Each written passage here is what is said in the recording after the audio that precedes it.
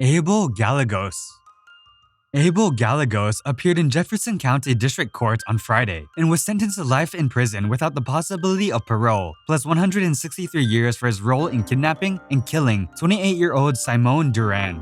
Gallegos and two others, Alonzo Quintana and Rene Francisco Rosales, were found guilty of multiple counts for their role in the retaliation murder. Duran identified in early 2018 Quintana in an Adams County lineup in a shooting that she had witnessed. Gallegos approached Duran on social media and she met with him, Rosales, and others at a house in Denver.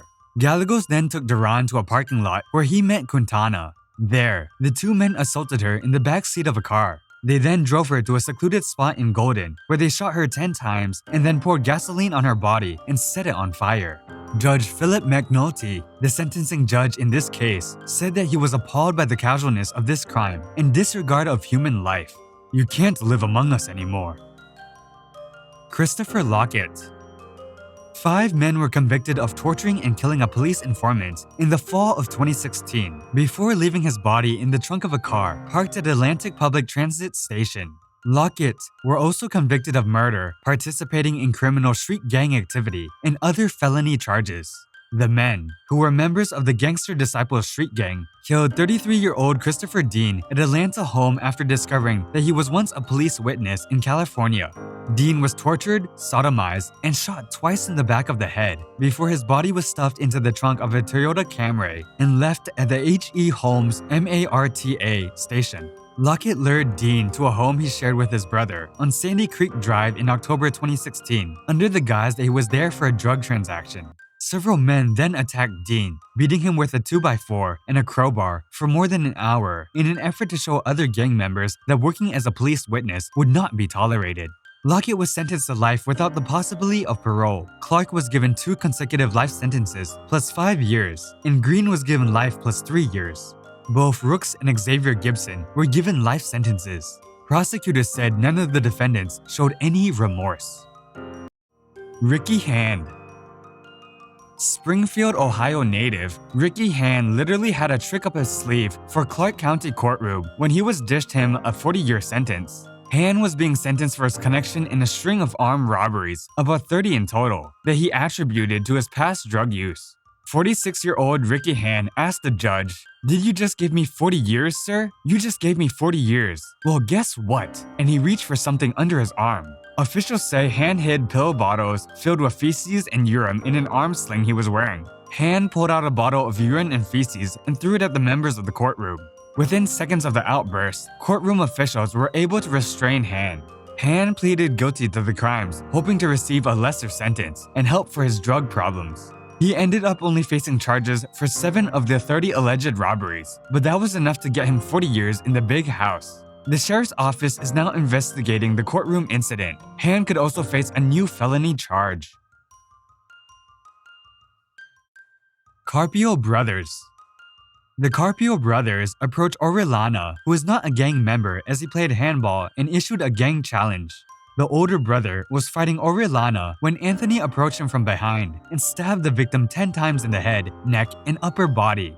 Judge Morton Rochman ruled that Anthony Carpio, who was a 16-year-old gang member when he pulled a knife on Kevin Orellana and stabbed him multiple times, would be subject to a maximum confinement of 16 years to life.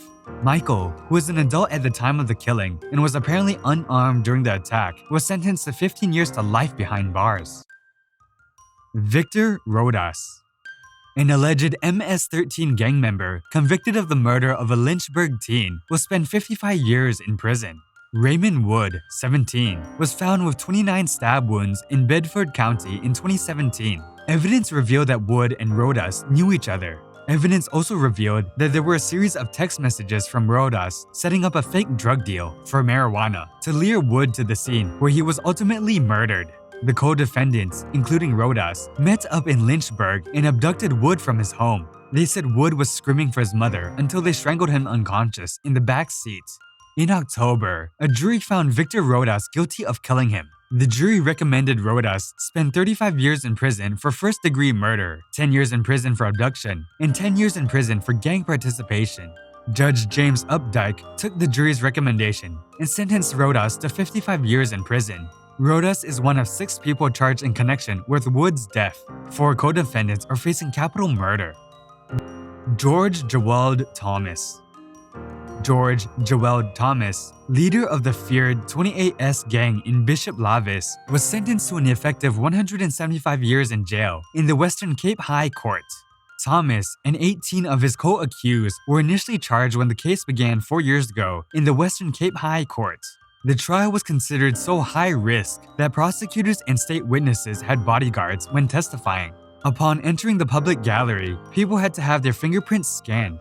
After more than a week of delivering her more than 800-page verdict, Judge Chantal Fortuyn concluded her judgment against Thomas and his 18 co-accused. He was sentenced to life imprisonment for each of the 7 murders he was convicted of. The trial, which had dragged on for 5 years, resulted in Thomas being found guilty of 7 murders, 2 of which saw 2 state witnesses killed while Thomas was behind bars. Some of the other offenses against Thomas include 3 attempted murder charges, 10 incitements of others to commit offenses, 11 charges of unlawful possession of firearms, and 2 racketeering charges. Thomas had a smile on his face throughout proceedings. Those with him in the dock remained emotionless as Fortuyn convicted them of multiple charges. That was it for today's video. We hope you like it. If you want to see more interesting videos, then make sure to subscribe to our channel, hit the like button,